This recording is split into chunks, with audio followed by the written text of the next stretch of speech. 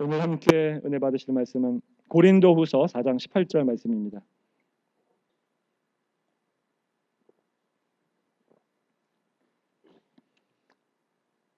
소리를 좀만 더 크게 해줄 수 있을까요? 고린도후서 4장 18절 말씀, 신약성경 290페이지 있습니다. 자, 같은 목소리로 함께 읽습니다. 우리가 주목하는 것은 보이는 것이 아니요 보이지 않는 것이니 보이는 것은 잠깐이요 보이지 않는 것은 영원함이니라. 아멘. 오늘날 많은 신자들이 예수님을 믿더라도 보이지 않는 영원한 세계가 아니라 보이는 이 세상을 주목하며 살아가고 있는 것 같습니다. 제가 생각할 때 오히려 무슬림들이 보이지 않는 세계를 더 주목하며 살아가고 있는 것 같아요. 왜냐하면 무슬림들 중에 그 자살 폭탄 테러 하시는 분들이 있잖아요. 그렇죠? 그 지하드라고 하는 거룩한 전쟁을 통하여 순교하는 사람들이 있습니다. 그들이 그렇게 지하들을 통하여 순교하는 이유는 그렇게 해서 순교하면 바로 천국에 갈 수 있다라고 믿기 때문에 그래요. 그리고 그렇게 해서 천국에 가면 72명의 처녀들과 결혼할 수 있다고, 72명의 여자들이 자기를 기다리고 있기 때문에 그렇게 하는 것입니다. 완전히 잘못된 교리이긴 하지만 그들에게 있어서 보이지 않는 세계는 실제가 되어 살아가고 있습니다. 그런데 오늘날 그리스도인들은 어떻습니까? 우리가 가지고 있는 진리는 참 진리임에도 불구하고 많은 그리스도인들은 보이지 않는 세계를 주목하여 살아가는 것이 아니라 이 땅에 보이는 세계에 주목하며 살아가고 있어요. 그러다 보니까 믿지 않는 사람보다 더 많이 욕심내요. 믿지 않는 사람보다 더 악랄하게 살아갑니다. 이 땅에서 집착이 강합니다. 양보가 없어요. 또 이 땅에 살면서 두려움에 떨고 있고 좌절과 절망 가운데 살아가고 있습니다. 왜 그렇게 살아가요? 이 땅만 바라봐서 그래요. 보이지 않는 영원한 세계가 있는데 그 영원한 세계가 실자가 되어가지 못하고 살아가고 있기 때문에 그런 것입니다. 저는 우리 교회 성도분들은 다 보이는 세계를 주목하는 것이 아니라 보이지 않는 그 영원한 세계를 주목하며 살아갔으면 좋겠어요. 간절히 바라는 마음이 있습니다. 오늘 말씀은 그 간절히 바라는 마음으로 제가 준비를 했습니다. 그래서 오늘 본문을 중심으로 보이는 세계와 보이지 않는 세계라는 제목으로 제가 세 가지에 대해서 말씀을 드리려고 합니다. 왜 세 가지냐? 특별한 이유는 없습니다. 기억하기 좋으니까 늘 얘기하는 거지만 세 가지를 말씀드리겠습니다. 첫째, 이 세상은 보이는 세계와 보이지 않는 세계로 구성되어 있습니다. 이게 당연한 것 같지만 불신자들은 하나님을 보여달라고 그래요. 보여주면 믿겠다라고 합니다. 그렇게 보여주면 믿겠다라고 하는 마음도 조금 이해는 가요. 얼마나 답답할까. 그렇죠? 눈에 보이지 않으니까 믿지 못하는 거죠. 그렇죠?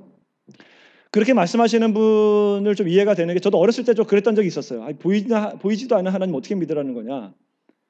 그렇게 말씀하시는 분에게 제가 정말 보여주고도 싶어요. 그렇죠?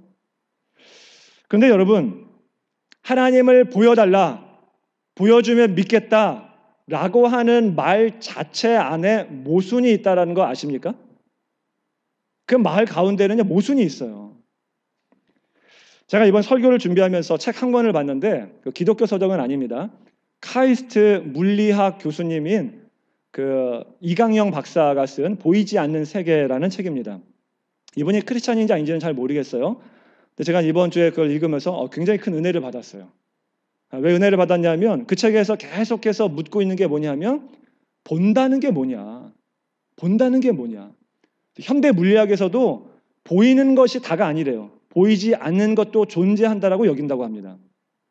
예를 들면 이런 거예요. 여러분, 모든 물질의 최소 단위는 원자죠. 원자. 그죠? 원자에는 가운데 원자 핵이 있고 주변으로 전자가 돌고 있습니다. 그렇죠? 너무나 작기 때문에 육안으로 확인을 할 수가 없습니다. 그래서 특수한 전자현미경으로 확인할 수밖에 없습니다. 그렇죠? 근데 그 원자 중에서도 가장 작은 원자가 수소예요. 수소. 근데 수소의 원자 핵을 좀 이해를 돕기 위해서 여기에 이렇게 막 요만하게 농구공만하게 확대시켰다고 한번 해봅시다. 원자 핵이에요, 이게. 원자 핵이면 그 주위를 돌고 있는 전자는 얼마나 클까요? 얼마나냐 하면 작은 씨 하나만하대요. 점 하나. 그러니까 원자핵을 이만하게 확대시키면 전자는 C만하다고 합니다. 그런데 원자핵을 이만하게, 농구공만하게 크게 했을 경우 이 전자가 어느 정도 거리에서 돌고 있는지 아십니까? 제가 계산을 해보니까 더블린 발트 스테이션 정도 있죠. 더블린 발트 스테이션 그리고 브랜트우드 마운틴 하우스 정도로 여기에 만약에 우리 교회에 이게 원자핵이 있다고 한다면 그게 만약에 농구공만 하다면 그 정도 멀리에서 돌고 있대요. 근데 제가 더 깜짝 놀란 것은 뭐냐면 원자핵과 전자 사이에 뭐가 있느냐? 아무것도 없대요. 텅 비어 있다고 합니다. 그러면서 그 책이 말하는 게 뭐냐 하면 정말 본단한 게 뭐냐. 그렇죠? 이 세상은 보이는 것과 보이지 않는 것으로 구성되어 있다라고 하는 것이에요. 왜 이렇게 텅 비어 있지만 우리 눈에는 꽉 차 있는 것처럼 보이냐 하면 이 전자가 돌면서 전자기력을 발생하는데 그 전자기력의 에너지 때문에 가시광선이 뚫고 들어가지 못한대요. 그래서 우리 눈에는 그냥 꽉 차 있는 것처럼 보이지만 사실은 보이지 않는 것으로 공간으로 이렇게 이루어져 있다라고 하더라고요. 오늘 꼭 그 물리학 시간 같죠? 예, 예. 이 사실이 무엇을 말해줍니까? 이 세상은 보이는 것과 보이지 않는 것으로 구성되어 있다라고 하는 것이에요. 성경에서도 이렇게 말합니다. 골로새서 1장 16절에 보면 만물이 그에게서 창조되되 하늘과 땅에서 보이는 것들과 보이지 않은 것들을 하나님이 창조하셨다 그래요. 보이는 것과 보이지 않은 것으로 이 세상이 그렇게 구성되어 있다라고 하는 것입니다. 세상 사람들은 대개 눈에 보이는 것만 존재한다라고 말합니다. 근데 현대 물리학에서조차 그렇게 여기지 않아요. 따라서 하나님을 보여달라, 보여주면 믿겠다라고 하는 말은 맞지 않는 말입니다. 현대 물리학에서도 그렇게 말하지 않아요. 그렇죠? 예. 보이지 않더라도 존재를 입증할 수 있는 것입니다. 오늘 본문에서 사도 바울이 말하고 있는 보이지 않는 세계, 영원한 세계는 바로 우리가 잘 아는 것처럼 영원한 천국을 가리킵니다. 영적인 세계죠. 영적인 세계. 그러면 눈에 보이지 않는 이 영적인 세계를 우리가 어떻게 알 수 있을까요? 어떻게 그것이 존재하는지 알 수 있을까요? 그 책에서 이렇게 말합니다.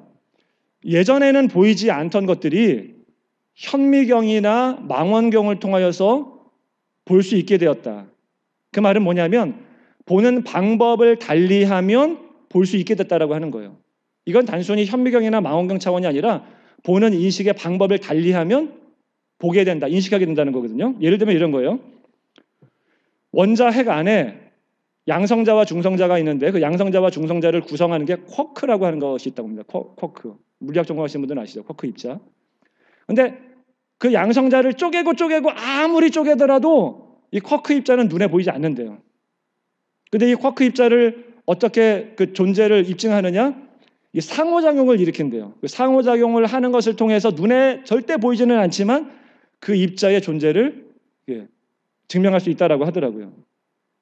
마찬가지입니다. 보이지 않는 영적인 세계도 마찬가지예요. 보이지 않는 영적인 세계가 보이는 세계, 보이지 않는 세계가 있는데 보이지 않는 세계를 우리가 어떻게 알 수 있느냐? 이 보이지 않는 세계가 보이는 세계와 상호작용을 일으키고 있기 때문에 우리가 그 존재를 확인할 수 있는 거예요. 예를 들면 이런 겁니다. 우리들 가운데 수많은 기적들이 일어나고 있어요. 그렇죠? 지난주에 저희 교회에서 그 새가족 환영회를 했었는데 그 한 자매님이 그렇게 말씀을 하시더라고요. 본인이 얘기한 거니까 우리 강단에서 또 말씀드려도 괜찮겠죠? 그 자매님이 그렇게 말씀하시더라고요. 원래는 교회를 안 다니시던 분이래요. 저희 교회 처음으로 오신 분입니다. 어떤 자매님들이 전도해서 저희 교회 처음 오게 되셨는데 전도하셨을 때 나가고 싶은 생각이 안 들었대요. 왜냐하면 본인은 교회 다니는 사람들은 의지가 약하거나 어떤 큰 고통이 있거나 뭐 이런 사람들만 다니는 데인 줄 알았대요. 근데 자기는 의지도 강하고 잘 살고 있고 행복하고 그러니까 뭐 나갈 필요가 없었던 거죠. 그런데 우리 자매님들이 열심히 전도를 하니까 한번 나가야 되겠다라고 하는 생각을 했는데 나가긴 싫지만 그래서 이런 약속을 했대요. 임신을 했는데 이 아기가 부활절 날 태어나면 제가 나가겠습니다. 부활절 날 태어나는 게 좀 의미가 있었던 것처럼 생각을 하셨나 봐요. 근데 병원에 가서 의사한테 물어보니까 의사 선생님이 하는 말이 절대로 그런 일은 없을 겁니다. 부활절 전에 태어날 거래요. 절대 그런 일 없으니까 그러니까 걱정하지 말라고. 우리 자매님들이 얼마나 기도를 많이 했을까요? 그렇죠? 하나님 제발 틀어막고 있어 주세요. 나오면 안 됩니다. 조금만 버티게 해주세요. 아마 이렇게 기도했을 것입니다. 놀라운 사실은 진짜로 부활절날 태어났대요. 그래서 우리 교회 나오게 됐어요. 지난번에 세례도 받았습니다. 기적 아닙니까? 기적이죠. 보이는 세계에서 우리가 기도를 통해 보이지 않는 세계에게 기도를 했습니다. 그랬더니 보이지 않는 곳에서 보이지 않는 하나님이 보이는 세계에 역사를 하신 거예요.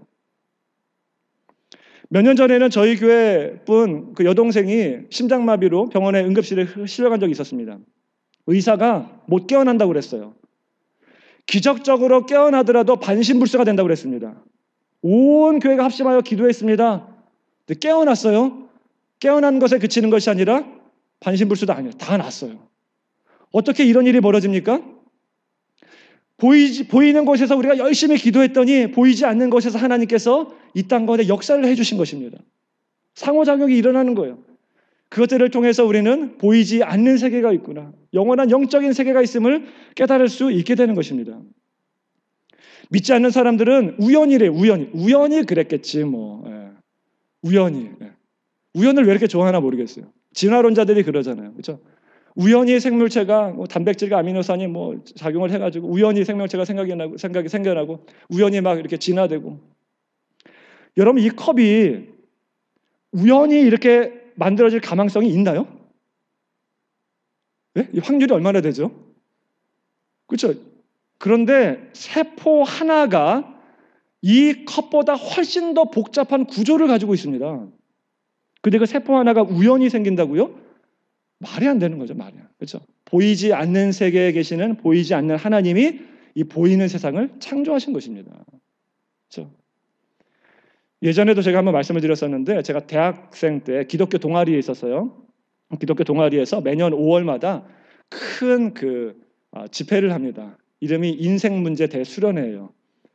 전도 집회예요, 전도 집회. 사실은 믿지 않는 사람들 많이 초청해서 이렇게 하는 집회인데 3박 4일 수련회를 하는데, 그때 목사님이 이렇게 말씀을 전하시는데, 제가 가기 전에 몇 년 전에 있었던 일이래요. 선배님들이 있었던 그때 당시 일인데, 그 목사님이 말씀하시더라고요. 말씀을 전하시는 중에 한 청년이 손을 들고 일어나서 질문하는 거예요. 목사님, 하나님 도저히 못 믿겠습니다. 보이지도 않는 하나님 내가 어떻게 믿습니까? 그때 막 장내가 막 술렁대기 시작했어요. 이런 일이 없잖아요. 설교 중에 누가 손 들고 질문해. 근데 그 목사님이 갑자기 그런 말씀하셨어요. 내가 보여줄게. 그랬더니 장내가 더 술렁대기 시작했어요. 큰일 났다. 저 목사님 이제 오늘 큰 망신당하겠구나. 지가 어떻게 보여줘. 아무리 능력 있어도 그렇지. 그 목사님이 하나님께서 감동을 주셨던 것 같아요. 그 목사님이 그렇게 말씀하셨대요. 그 청년 보고 가운데 딱 서라고. 서서 지금부터 내가 하는 말 똑바로 따라하라고. 크게 외치라고. 자, 하나님은 죽었다. 그랬더니 이 청년이 하나님은 죽었다 외쳤대요. 다시 한번 따라하라고. 하나님은 죽었다. 그러니까 하나님은 죽었다 하고 이 청년이 푹 쓰러지더래요. 그래서 다시 일어나라고 이렇게 세운 다음에 다시 따라하라고. 하나님은 죽었다 했더니 이 청년이 하나님은, 그럴 때 다시 툭 떨어졌어요. 다시 일어나라고. 일어나서 다시 한번 하나님은 죽었다 그러는데 푹 쓰러져서 일어날 수가 없더랍니다. 그래서 거기에 있는 모든 청년들이 그 학생을 위해서 다 기도해주고 정신 차리고 복음을 전해서 예수님 믿게 하고 하나님을 완전히 믿게 되었대요. 그래서 간증을 시켰는데 자기가 하나님을 부인하는 가운데 자기도 모르는 어떤 엄청난 그 손이 자기를 막 억누르고 있는 것들을 느낄 수 있었다고 그래요. 그러면서 하나님의 존재를 믿게 되었다라고 하는 것을 들었습니다. 여러분, 우리 하나님은 보이지 않는 분이지만 분명히 존재하는 분이십니다. 살아계신 분이세요. 보이지 않는 세계가 있습니다. 여러분, 우리 내면을 보더라도, 우리 내면을 자세히 보면 보이지 않는 세계가 있음을 또 우리는 알 수가 있습니다. C.S. 루이스가 이런 말을 했어요. 좀 길지만 여러분 잘 들어보세요. 만약 피조물의 욕구에 대한 만족이 존재하지 않는다면 피조물은 욕구를 지니고 태어나지 않았을 것이다. 그러니까 욕구가 있다는 얘기는 그 욕구를 충족시킬 수 있는 것이 있다는 얘기예요. 그래서 아기는 배고픔을 느낀다. 그렇다면 음식이 있다. 오리는 수영하기를 원한다. 그렇다면 물이 있다. 인간은 성적 욕구를 느낀다. 그렇다면 섹스가 있다. 그런데 만일 내 안에 이 세상의 경험들이 도저히 충족시켜주지 못하는 욕구를 발견한다면 그것에 대한 가장 확실한 설명은 내가 다른 세상을 위해 창조되었다는 사실이다. 내 마음 가운데 영원을 갈망하는 마음이 있다고 한다면 그것은 그것들을 충족시켜줄 만한 영원한 세계가 존재한다는 거예요. 또 파스칼은 이런 말을 했습니다. 좀 길지만 또 들어보세요. 인간은 누구나 단 한 번도 가져보지 못한 것을 그리워하지 않는다. 있는 것만 그리워하지 없는 건 그리워하지 않는다는 거예요. 그러면서 이런 얘기를 들어요. 여러분은 세 개의 팔을 갖고 싶으십니까? 우리가 팔이 두 개잖아요. 근데 팔이 하나 여기 더 달렸어요. 이렇게. 너무 간절히 원하세요? 팔 하나 더 있기를? 네. 또 다른 한 쌍의 눈을 갖고 싶으신가? 눈이 여기 하나 더 있었으면 좋겠어. 너무 갈망하는 거예요. 하나 더. 저 같으면 있으면 뺄 텐데. 그렇죠? 사람이 원래 그렇잖아요. 그러면서 이렇게 말합니다. 그렇지 않다. 우리는 한때 맛보았던 것, 가졌던 것, 손에 쥐었던 것, 알았던 것을 그리워한다. 우리가 가지고 있던 눈이나 팔이나 다리를 잃었을 때 슬퍼하는 것이지 단 한 번도 가져보지 본 적이 없는 것 때문에 슬퍼하는 게 아니다. 그렇다면 우리 심령이 이토록 비참한 상실감을 맛보는 까닭은 무엇일까? 그것은 눈에 보이지 않는 영원한 세계가 있기 때문이다. 이해되시겠어요? 이해되세요? 우리 가운데 그리워하는 마음이 있다는, 영혼을 향한 그리워하는 마음이 있다는 것은 그것이 존재하기 때문이다라고 하는 것이에요. 그래서 로마서에서 이렇게 말합니다. 로마서 1장 20절 같이 한번 읽어보겠습니다. 창세로부터 그의 보이지 아니하는 것들 곧 그의 영원하신 능력과 신성이 그가 만드신 만물에 분명히 보여 알려졌나니 그러므로 그들이 핑계하지 못할지니라. 만물 속에 분명히 보여 알려졌대요. 우리도 만물이잖아요. 우리 가운데 하나님의 그 능력과 신성이 분명히 볼 수 있다라고 말하고 있습니다. 여러분, 눈에 보이지 않는다라고 해서 존재하지 않는 게 아닙니다. 그렇죠? 이 세상은 눈에 보이는 것과 보이지 않는 세계로 구성되어 있습니다. 자, 두 번째는 자, 그러면 눈에 보이지 않는 그 영원한 천국은 어떤 곳인가? 어떤 곳인가? 오늘 사도 바울이 자기가 보이지 않는 영원한 세계를 주목한다라고 말하고 있는데 그 말은 우리들도 그런 세계를 주목하여라라고 하는 권면이겠죠. 그것이 좋아야 주목할 거잖아요. 그렇죠? 얼마나 좋은지 성경을 통해서 한번 좀 보도록 하겠습니다. 이미 다 알고 있는 얘기지만 한번 보도록 하겠습니다. 요한계시록 21장 4절 같이 읽습니다.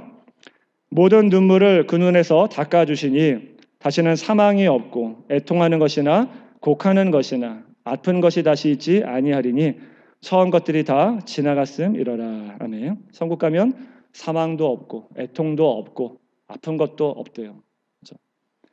그래서 이 땅에 살면서 좀 애통해 하는 건 견딜만 해요. 왜요? 잠깐이기 때문에 그렇습니다. 이 땅에서 아픈 것 힘들겠지만 견딜만 합니다. 왜요? 잠깐이기 때문에 그래요. 우리가 하늘나라 가면 영원한 만족감, 영원히 아프지 않는, 영원히 애통함이 없는 곳에서 살게 되기 때문에 그런 것입니다. 천국이 좋은 곳이죠? 좋은 곳입니다. 천국에 가면 부부관계도 없어집니다. 그래서 천국 가면 남편으로부터 해방됩니다. 할렐루야. 아내로부터도 해방됩니다. 자녀로부터도 해방돼요. 물론 남편을 너무나 사랑하시는 분들은 그리워하겠죠. 저처럼 아내를 너무나 사랑하는 남편들은 그리워하겠죠.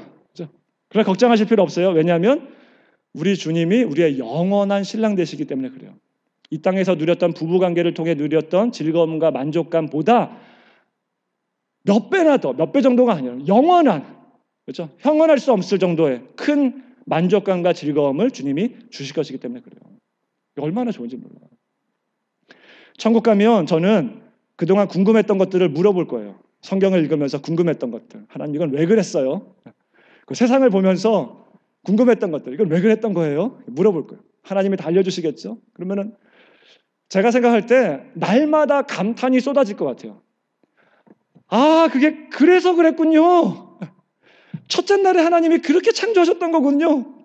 둘째 날에 하나님이 그렇게 창조하셨던 거군요. 몰랐던 것들을 막 깨닫는 가운데 막 감탄이 막 나올 것 같아요. 그렇죠? 끊이지 않는 감탄, 영원한 감탄. 그 가운데 천국에서 살아게 될 것입니다. 얼마나 좋은지 몰라요. 또 보이지 않는 영원한 천국에 가면 감격적인 일들도 많이 일어날 겁니다. 요한복음 4장 36절을 보게 되면 이렇게 말해요. 거두는 자가 이미 삭도받고 영생에 이르는 열매를 모으나니 이는 뿌리는 자와 거두는 자가 함께 즐거워하게 하려 함이라. 예전에 제가 상공부 시간에 말씀드렸었는데요. 저는 이 구절을 읽을 때마다 너무나 감격스러워요. 그러니까 복음을 뿌리는 자와 그리고 거둬들이는 자가 다르다는 얘기예요. 다른데 그들이 함께 즐거워한대요. 천국에 가면. 우리가 복음을 전파할 때 그 사람들이 바로 믿게 되는 게 아니죠. 선교 단체, 선교 기관의 통계에 따르면 한 사람이 예수님 믿는데 평균적으로 10번의 복음을 들어야지만 예수님을 영접하게 된다고 합니다. 따라서 우리가 복음을 전했을 때 그 사람이 영접하지 않았어요. 그러더라도 실망할 필요가 없습니다. 왜요? 그 사람이 처음 듣는 것일 수 있기 때문에 그래요. 첫 발을 내디딘 거예요. 이제 9번만 더 들으면 예수님 믿게 되기 때문에 그래요. 내가 복음을 전했는데 그 사람이 예수님을 영접했어요. 그렇더라도 내가 자랑할 게 못 됩니다. 왜 그래요? 나보다 앞서 9명이나 먼저 복음을 전했었기 때문에 그래요. 다 함께 기뻐하는 거죠. 그런데 천국에 가면 그러실 것 같아요. 하나님께서 우리 목사님들 중에 그렇게 말씀하시는 분들 있잖아요. 천국 가면 물어본다고. 너 몇 명 전도했어? 너 때문에 몇 명 예수님 영접했어? 한 명도 없다 그러면 저 구석에 가서 개털 모자 쓰고 있고 많이 영접했으면은 금멸류관 쓰고 있고 막 이런다고 그러잖아요. 뭐 그럴 수도 있겠는데 저는 달리 생각합니다. 저는 그럴 것 같지 않아요. 천국 가면 하나님께서 그러실 것 같아요. 너 지난번에 그 지역전도 나갔었을 때 그 문전박대하던 그 아줌마 있지? 그 아줌마 지금 어디 있는지 알아? 내가 보여줄게. 여기 천국에 와 있어. 네가 그때 문전박대 당했지만 네가 처음으로 복음을 전했기 때문에 그 사람 마음이 조금 열리기 시작했고 그 후에 예수님 영접하게 됐어. 너 그때 예전에 거리전도 나갔었을 때 그 사람 어디 있는지 궁금해? 내가 보여줄게. 여기 천국에 와 있어. 잘했다 충성된 종아. 주인의 즐거움에 참여할지어다. 뿌리는 자와 거두는 자가 함께 즐거워하는 것. 그게 바로 천국이다라고 말씀하고 있습니다. 감격스럽지 않아요? 또 감격스러운 것은 이것입니다. 요한계시록 7장 9절부터 10절까지를 보면 이렇게 말해요. 같이 한번 읽어보겠습니다. 이 일 후에 내가 보니 각 나라와 족속과 백성과 방언에서 아무도 능히 셀 수 없는 큰 무리가 나와 흰 옷을 입고 손에 종려가지를 들고 보좌 앞과 어린 양 앞에 서서 큰 소리로 외쳐 이르되 구원하심이 보좌에 앉으신 우리 하나님과 어린 양에게 있도다. 하나님을 찬양하는 건데 제가 감격스러운 건 뭐냐 하면 9절이에요. 9절. 각 나라와 족속과 백성과 방언에서 아무도 능히 셀 수 없는 큰 무리가 나와서 함께 하나님을 찬양한다라고 합니다. 저 아프리카에 있는 사람들도 함께, 저 남미에 있는 사람들도 함께, 유럽에 있는 사람들도 함께, 우리가 그렇게 가고 싶어했던 그 북한 땅에 있는 북한 동포들도 함께 모여서 함께 부둥켜 안고 주님을 찬양한 날이 온다고 하는 것이에요. 언어의 장벽이 무너집니다. 영어에 대한 스트레스도 사라져요. 그렇죠? 미국 사람과도 자유롭게 대화할 수 있습니다. 인도 사람과도 자유롭게 대화할 수 있어요. 터키 사람과도 자유롭게 대화할 수 있습니다. 저희 교회에 최근에 몇몇 인도 분들이 오시잖아요. 아시죠? 얼마나 그것만 보더라도 얼마나 감격스러운지 몰라요. 그런데 천국에서는 모든 나라와 민족과 백성과 방언이 다 모여서 주님을 찬양한다. 저는 그런 날이 빨리 왔으면 좋겠어요. 간절히 사모하고 있습니다. 여러분도 사모하십니까? 아멘이 적네요. 너무 감격스럽지 않아요? 그런데 천국이 진짜 좋은 이유가 하나 더 있습니다. 이게 진짜 이유죠. 요한계시록 21장 3절에 보면 이렇게 말합니다. 내가 들으니 보좌에서 큰 음성이 나서 이르되 보라 하나님의 장막이 사람들과 함께 있음에 하나님이 그들과 함께 계시리니 그들은 하나님의 백성이 되고 하나님은 친히 그들과 함께 계시겠다라고 말합니다. 함께라는 단어가 3번 반복되고 있어요. 함께, 친히, 그들과 영원히 함께 계시겠다라고 말해요. 우리가 그토록 보고 싶어하던 하나님, 우리가 그토록 사랑하는 예수 그리스도, 그분을 얼굴과 얼굴로 대면하여 볼 날이 온다라고 하는 것입니다. 이 땅에 살면서는 하나님이 계시기 맞습니까? 우리가 고난을 당하며 고통을 당할 때 그렇게 의심하잖아요. 기도하잖아요. 그곳에서는 그렇게 의심할 필요도 없어요. 기도할 필요도 없습니다. 하나님이 친히 우리와 영원토록 함께 하신다라고 말씀하십니다. 그곳이 바로 천국이죠. 여러분 그와 같은 곳에 가고 싶으십니까? 빨리 가고 싶으십니까? 빨리라는 말에 조금 당황하셨던 분들이 있을 텐데 빨리 가고 싶어요. 저는 정말 빨리 가고 싶습니다. 그런데 여러분 그와 같은 보이지 않는 세계, 영원한 천국이 있다라고 하는 믿음만으로 그곳에 갈 수 있는 것은 아닙니다. 그렇죠? 그곳이 있다라고 하는 믿음으로만 갈 수 있는 것이 아닙니다. 천국이 있다라고 하는 것을 아셨으면 이제 우리도 그곳에 가야 합니다. 실질적으로. 어떻게 그곳에 갈 수 있습니까? 보이는 세계와 보이지 않는 세계를 연결하시는 유일한 분이 계십니다. 그분이 예수 그리스도이십니다. 요한복음 1장 51절에 보면 이렇게 말합니다. 또 이르시되 진실로 진실로 너희에게 이르노니 하늘이 열리고 하나님의 사자들이 인자 위에 오르락내리락 하는 것을 보리라. 이게 창세기 28장에 야곱이 꿨던 꿈이잖아요. 그때 거기서는 사다리로 나오는데 층계 계단으로 나오는데 여기는 인자로 바뀌었습니다. 즉 하늘이 열리고 보이는 세계와 보이지 않는 세계를 연결하시는 유일한 분 예수 그리스도라고 하는 말이에요. 요한복음 14장 6절에서는 이렇게 말합니다. 내가 곧 길이요 진리요 생명이니 나로 말미암지 않고는 아버지께로 갈 자가 없느니라. 주님으로밖에 그 땅을 갈 수가 없습니다. 그곳에 갈 수밖에 없어요. 그렇죠? 그러면 왜 예수 그리스도만이 보이는 세계와 보이지 않는 세계를 연결하는 유일한 통로가 됩니까? 그분이 바로 보이지 않는 세계에서 보이는 세계로 오신 유일한 분이고 그분이 우리를 위하여 십자가에 달려 돌아가신 이후에 이 보이는 세계에서 보이지 않는 것으로 다시 승천하시기 때문에 그래요. 그렇죠? 우리는 다 죄인이지만 예수님께서 우리의 죄를 위해서 십자가에 달려 죽으심으로 말미암아 우리의 모든 죄가 다 사함받고 그러므로 말미암아 우리가 그 보이지 않는 영원한 천국에 갈 수 있게 되는 것입니다. 믿으십니까? 네. 그래서 예수님 믿는 사람들은요 죽음에 대한 다른 태도를 갖게 돼요. 세상 사람들은 죽음이 끝이라고 여깁니다. 죽음은 끝이래요. 믿는 사람들은 그렇지 않아요. 믿는 사람들은 믿지 않는 사람들, 소망 없는 자들처럼 슬퍼하지 않습니다. 죽더라도 다시 만날 소망을 가지고 있습니다. 그래서 기약하는 것이죠. 예수님을 믿는 사람들은 죽음을 두려워하지도 않습니다. 죽음을 두려워하지 않아요. 왜요? 죽음 이후에 영원한 안식, 천국이 있기 때문에 그런 것입니다. 오히려 예수 믿는 사람들은요 빨리 천국 가고 싶어 해요. 사도 바울이 그랬어요. 빌립보서를 보게 되면 내가 둘 사이에 끼었으니 그러니까 죽는 것과 사는 것 둘 사이에 끼었으니 내가 차라리 간절히 원하는 것은 이 세상을 떠나 그리스도와 함께 거하는 것이다 이렇게 말해요. 간절히 원하는 것은 세상을 떠나 주님과 함께 거하는 것이지만 그러나 이 땅을 살아가는 목적이 있기 때문에 내가 이 땅을 살아가고 있다라고 하는 것이에요.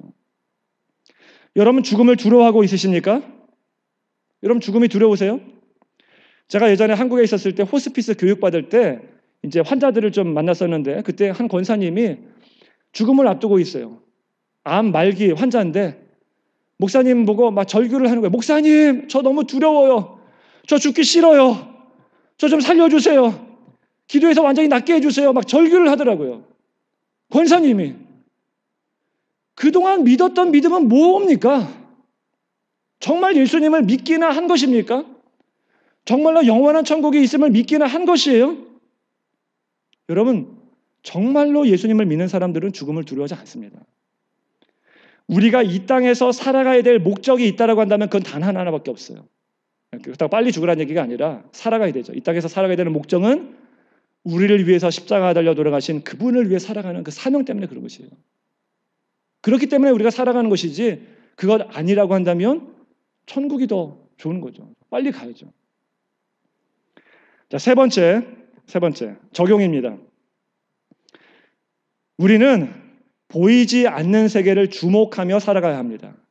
보이지 않는 세계를 주목하며 살아가야 돼요. 오늘 본문에 나와 있는 이 주목이라고 하는 단어는 헬라어로 스코페오라고 합니다. 스코페오. 영어로 스코프라고 하는 단어이죠. 스코프. 그러니까 보이지 않는 세계를 주목한다. 좀 모순이 있는 것 같죠? 그러니까 주목한다라고 하는 의미는 뭐냐면 그곳에 소망을 둔다. 그곳에 집중하며 살아간다. 그곳을 묵상하며 살아간다. 그곳에 가기를 원하는 마음으로 살아간다. 이런 의미예요. 우리가 이제 11월 달부터 요한계시록을 묵상하거든요. 큐티 본문이. 그래서 참 잘 됐어요. 11월 달부터 요한계시록을 여러분들 빠짐없이 매일마다 읽으면서 묵상을 하시기 바랍니다. 그러면서 보이지 않는 세계에 대한 소망을 갖기를 원해요. 그렇죠? 오늘 본문에 나와 있는 잠깐이요. 보이는 것은 잠깐이라고 하는 말은 헬라어로 프로스 카이로스라고 합니다. 프로스 카이로스. 카이로스라고 하는 말 아시죠? 시간의 두 종류가 있는데 카이로스, 크로노스라고 있다고 말씀드렸잖아요. 카이로스는 하나님이 정하신 특별한 때예요. 근데 프로스라고 하는 말은 토월드라고 하는 말입니다. 그러니까 하나님이 정하신 때로 향하여 가는 시간, 이게 잠깐이에요. 잠깐. 그러니까 보이는 세계가 잠깐이라는 말은 무슨 말이냐면 보이는 세계는 하나님이 정하신 그 끝이 있다라고 하는 것입니다. 그 끝이 있다라고 하는 것이에요. 그렇기 때문에 우리는 끝이 있는 것이 아니라 끝이 없는 영원한 보이지 않는 세계를 바라보며 주목하며 살아가야 합니다. 어떤 사람들은 아니 우리가 이 땅을 살아가는데 보이는 세상 속에서 살아가고 있는데 보이지도 않는 세상을 주목하며 살아가는 것은 그 현실 도피 아닙니까? 이렇게 말씀하시는 분도 있을지 모르겠어요. 그렇게 말씀하시는 분 있죠. 여러분 그렇지 않습니다. 이 현실을 보이는 세상 속에서 가장 잘 살 수 있는 방법은 뭐냐 하면 보이지 않는 영원한 세계를 주목하며 살아가는 거예요. 그 사람만이 이 세상을 가장 잘 살아갈 수가 있습니다. 의미 있게. 예를 들어 볼까요? 제가 어렸을 때 예전에도 한번 말씀드렸었는데 저희 아버지하고 바둑을 뒀던 적이 있었어요. 어렸을 때. 바둑을 두는데 아버지께서 정말 엉뚱한 곳에 한 수를 두시더라고요. 왜냐하면 이게 이쪽에서 막 전쟁이 벌어지고 있거든요. 근데 상관없는 저쪽에다 바둑을 딱 두시는 거예요. 저는 깜짝 놀랐습니다. 이해할 수가 없었어요. 아니 아버지께서 바둑을 포기하셨나? 이거 현실 도피 아닌가? 뭐 이런 생각이 들었어요. 근데 나중에 깨달았어요. 한참을 두고 있는데 아버지께서 두셨던 그 한 수 때문에 제가 이쪽 집 전체를 다 잃어버렸습니다. 그게 너무나 중요했던 거예요. 그러니까 아버지는 저 먼 곳을 지금 바라보고 있었던 거죠. 고수는 그렇습니다. 고수는 저 멀리 앞을 내다봅니다. 하수는 눈 앞에 있는 것밖에 못 봐요. 그래서 고수가 저 멀리 있는 것들을 바라보고 두면 현실 도피 아니야? 이렇게 비방합니다. 안 보이니까. 근데 그렇지 않아요. 저 먼 곳을 내다보는 것이 지금 이 땅을 가장 잘 사는 방법이에요. 결국엔 승리하잖아요. 마찬가지입니다. 보이지 않는 영원한 세계를 주목하는 삶은 현실 도피가 아니에요. 그렇죠? 사실은 눈 앞에 있는 것만 바라보고 있는 사람이 사실은 현실 도피적인 삶을 살고 있는 것입니다. 가장 잘 못 살고 있는 거예요. 가치 있게 못 살고 있는 것입니다. 의미 있게 못 살고 있는 것입니다. 우리는 보이지 않는 영원한 세계를 주목하며 살아가야 됩니다. 그러면 이 세상을 살 때 우리가 잘 살 수 있는데 그럼 어떤 유익을 주느냐? 어떤 유익을 주기 때문에 우리가 이 세상을 잘 살아갈 수 있느냐? 간단히 두 가지로 말씀드리고 말씀을 마치겠습니다. 첫째는 두 가지 유익. 첫째는 이 땅을 살면서 죄의 유혹을 이기며 살아갈 수 있습니다. 죄의 유혹을 이기며 살아갈 수 있어요. 사람은 눈으로 주목하는 쪽을 향하여서 몸이 가게 되어 있어요. 주목하는 쪽으로 몸이 갑니다. 모세가 광야에서 그 떨기나무에서 불이 붙었을 때에 주목하여 봤대요. 그러면서 그곳에 다가갔다라고 말합니다. 보는 곳을 향하여 다가가게 되어 있습니다. 이게 사람이에요. 우리가 이 땅에 살면서 죄의 유혹에 넘어가는 이유가 무엇입니까? 자꾸 세상을 보기 때문에 그래요. 그렇죠? 그 죄된 것들을 자꾸 보기 때문에 거기에 점차 가까이 넘어가게 되는 거죠. 아담과 하와가 선악과를 따먹었을 때 뭐라고 그랬어요? 그 나무를 본즉 먹음직도 하고 보암직도 하고 지혜롭게 할 만큼 탐스럽다라고. 그래서 따먹었잖아요. 그렇죠? 보니까 넘어가는 겁니다. 그래서 욥은 이렇게 말합니다. 욥기 31장 1절에 보면 이렇게 말해요. 내가 내 눈과 약속하였나니 어찌 처녀에게 주목하랴. 주목하면 내가 넘어가기 때문에 주목하지도 않겠다라고 말하는 거예요. 이게 원리예요.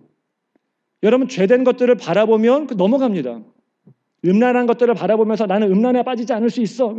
거짓말이에요. 보면 넘어가요. 나는 돈의 유혹에 빠지지 않아. 그러면서 돈을 바라보고 있어. 반드시 빠질 수밖에 없습니다. 그렇죠? 이 세상을 바라보면, 이 죄된 세상을 바라보면 이 죄된 세상의 유혹에 넘어갈 수밖에 없어요. 이게 당연한 이치입니다. 다윗이 골리앗을 쓰러뜨렸습니다. 그랬더니 사람들이 노래를 지었어요. 사울에게는 천천히요 다윗에게는 만만이로다. 근데 그 일이 있고 나서 사울 왕에게 시기심이 들었습니다. 그래서 성경에 보니까 이렇게 말해요. 그때부터 사울이 다윗을 주목하여 보더라. 주목하여 보니까 어떤 일이 벌어져요? 그를 계속 쫓아다니면서 죽이려고 합니다. 근데 여러분, 사울 왕의 인생을 보면 너무 허무하지 않아요? 너무 비참하지 않아요? 평생을 다윗 왕 쫓아다니다가 죽은 거예요. 그렇죠? 계속 그 사람 죽이려고 쫓아다니다가 인생 끝났어요. 너무 허무하지 않아요? 근데 오늘날 그리스도인들도 그런 사람들이 많아요. 영원한 것을 바라보는 것이 아니라 영원하지 않은 것, 이 땅에 있는 것들을 바라보다가 그냥 인생 끝나요. 그렇죠? 돈을 바라보다, 돈만 쫓다가 인생 끝나요. 명예만 쫓다가 인생 끝나요. 자기가 칭찬받는 거, 그런 거 쫓다가 인생 끝납니다. 편안한 것 쫓다가 인생 끝나버려요. 너무 허무하지 않습니까? 사울왕과 다르게 뭐 있어요? 그래서 우리는 보이는 것에 주목하는 것이 아니라 보이지 않는 영원한 천국의 날마다 주목하며 살아가셔야 됩니다. 존 파이퍼 목사님이 그 장래의 은혜라는 책에서 이런 말을 했어요. 이 땅에서 살아가는 그리스도인들이 죄의 유혹과 세상 염려에 휩쓸리지 않게 하기 위해서 필요한 것은 딱 한 가지다. 그게 뭐냐면 이 세상이 줄 수 있는 즐거움보다 비교할 수 없을 정도로 훨씬 더 좋은 즐거움을 주는 그 세계를 주목하며 바라보는 것이다. 그 세계를 탐닉하며 그 세계를 위하여서 살아가는 것이다. 이렇게 말했어요. 여러분, 우리가 이 세상을 가장 잘 살아갈 수 있는 방법은 이 세상을 주목하는 것이 아니라 보이지 않는 영원한 세계를 주목하며 살아가는 것입니다. 두 번째 유익이 뭐냐면 이 땅에서 받는 고난과 두려움을 이길 수가 있습니다. 우리가 이 세상을 살아가다 보면 여러 가지 문제에 봉착하게 됩니다. 많은 문제들이 와요. 근데 그 문제들이 올 때마다 우리들의 1차적인 반응은 뭐냐면 그 문제를 해결하려고 합니다. 그렇죠? 이것이 해결하기를 원해요. 근데 그것은 궁극적으로 문제를 해결시키지 못합니다. 왜냐하면 이 문제가 오면 또 다른 문제가 오고 이 문제를 해결하면 또 다른 문제가 오기 때문에 그래요. 따라서 우리는 시선을 바꿔야 돼요. 시선. 눈이 바뀌어야 됩니다. 눈이 바뀌어야 돼요. 우리가 잘 아는 것처럼 엘리사의 사환이 아람 군대가 쳐들어왔을 때 두려워 떨었잖아요. 두려워 떨었어요. 그런데 영안이 열리자 그를 들고 있는 불말과 불병거를 보게 되었습니다. 보는 시각이 바뀐 거예요. 그랬더니 두려움으로부터 벗어날 수 있었습니다. 나중에 승리하게 됐죠. 핵심이 무엇입니까? 무엇을 보느냐예요. 무엇을 보느냐. 문제를 해결하는 것이 아니라 어떻게 보느냐에 달려있는 것입니다. 오늘 본문의 사도 바울도 엄청난 환난 중에 있었어요. 우리 앞절을 보면 이렇게 말해요. 고린도후서 4장 17절을 보면 우리의 잠시 받는 환난에 경한 것이 지극히 크고 영원한 영광에 중한 것을 우리에게 이루게 함이니. 그러니까 환난이 경하대요. 잠시 받는 거라고 합니다. 잠깐이래요. 근데 그런 환난 중에 있었지만 자기는 보이지 않는 영원한 것들을 주목하면서 그 모든 것들을 극복하며 이겼다 이런 말입니다. 스데반도 순교당할 때 하늘을 우러러 하늘이 열리는 것들을 보고 하늘을 주목하였대요. 그랬더니 믿음을 저버리지 않고 끝까지 순교할 수 있게 되었습니다. 배교하지 않고 환난을 이겼던 거예요. 두려움을 극복할 수 있었던 것입니다. 이 세상을 바라보는 것이 아니라 보이지 않는 영원한 세계를 바라보게 되면 우리에게 담대함이 생겨요. 이 땅을 살아갈 때 고난과 두려움을 극복하며 살아갈 수 있습니다. 따라서 이 세상을 가장 잘 살 수 있는 사람이 되는 것입니다. 여러분, 오늘날 미국의 중산층들의 대부분의 꿈이 뭔지 아십니까? 조기 은퇴해서 골프 치러 다니고 여행하러 다니는 거예요. 수많은 사람들이 그런 꿈을 꾸고 있습니다. 지금은 열심히 일해서 돈을 많이 벌고 빨리 은퇴해서 골프 치러 다니고 놀러 다니고 여행하러 다니는 게 꿈이래요. 즐길 거 다 즐기면서 편안히 살다가 죽어서는 천국 가는 거. 여기서도 즐기고 저기서도 즐기고 그런 삶을 원하고 있습니다. 근데 여러분, 그런 사람들이 과연 천국에 갈 수 있을까요? 천국에 갈 수 있을까요? 저는 대단히 어렵다라고 생각을 합니다. 우리 목사님 같으면 절대 지옥 간다 이렇게 말씀하실 텐데 동일한 심정이에요. 대단히 힘들었을 것입니다. 대단히. 그렇죠? 그런데 오늘날 그리스도인들도 똑같은 목적을 향하여 달려가고 있습니다. 꿈이 똑같아요. 서양 사람들과 별반 다르지 않아요. 빨리 은퇴해서 골프 치러 다니고 여행하러 다니고 이게 꿈이에요. 여러분, 그런 사람들이 천국에 갈 수 있을까요? 저는 갈 수 없다라고 생각합니다. 여러분, 우리가 인생을 살아가는데 우리의 인생의 목적이 그거라고 한다면 너무 비참한 거 아니에요? 너무 허무하지 않습니까? 여러분, 그것을 위해서 평생을 달려오셨습니까? 평생 돈 벌어서 조그만한 공 쫓아다니려고? 예? 그 공 쫓아다니려고 평생을 사셨어요? 여행이나 다니면서 편안한 삶을 살기 위해서 평생도록 그렇게 애쓰고 수고하며 사셨습니까? 만약에 그렇게 편안한 삶이 인생의 목적이라고 한다면 짐승과 다를 게 뭐가 있어요? 짐승들도 목적이 먹는 거예요. 그렇죠? 목적이 그냥 놀고 즐기는 겁니다. 우리의 인생의 목적이 그거라고 한다면 짐승과 다를 게 뭐가 있습니까? 우리가 정말로 예수님을 믿는 사람이라고 한다면, 하나님을 믿는 사람이라고 한다면, 보이지 않는 그 영원한 천국이 있음을 믿는다라고 한다면 이 땅을 살아갈 때 우리가 어떻게 살아가야 되겠어요? 어떻게 이 세상을 주목하며 살아갈 수 있겠습니까? 나를 위하여 십자가에 달려 돌아가신 그분을 위해 살아가야 되는 것이 마땅하지 않습니까? 나를 창조하신 그 하나님의 영광을 위해 살아가는 것이 마땅하지 않겠습니까? 여러분, 인생을 낭비하지 마셨으면 좋겠습니다. 인생 낭비하지 마세요. 길어야 100년이에요. 길어야 100년. 짧습니다. 곧 죽게 됩니다. 죽어서 영원한 천국이 우리를 기다리고 있습니다. 여러분, 이 땅에 살면서 아무리 좋은 직장 가지더라도 다 부질없는 일이에요. 아무리 부귀영화를 누리더라도 다 쓸모없는 일입니다. 그렇다고 직장 다 내팽개치라는 얘기가 아니라 그것에 집중하지 말라는 얘기예요. 이 땅에서 아무리 편안하게 잘 살더라도 지옥 간다라고 한다면 그게 무슨 소용이 있겠어요? 그렇죠? 이 땅에서 떵떵거리고 잘 살았어요. 건강하게 잘 살았어. 편안하게 잘 살았어. 그랬는데 지옥 갔어. 무슨 소용이 있습니까? 이 땅에서 좀 힘들게 살더라도, 이 땅에서 좀 편안함이 없더라도 주님을 위해서 살다가 영원한 천국에 가야 되지 않겠습니까? 그래서 여러분, 변변한 직장 없다라고 해서 후회하지 마세요. 집 한 채 없다라고 해서 좌절하지 마시기 바랍니다. 왜요? 인생의 최종 성적표는 내가 매기는 게 아니라 하나님이 매기시는 거예요.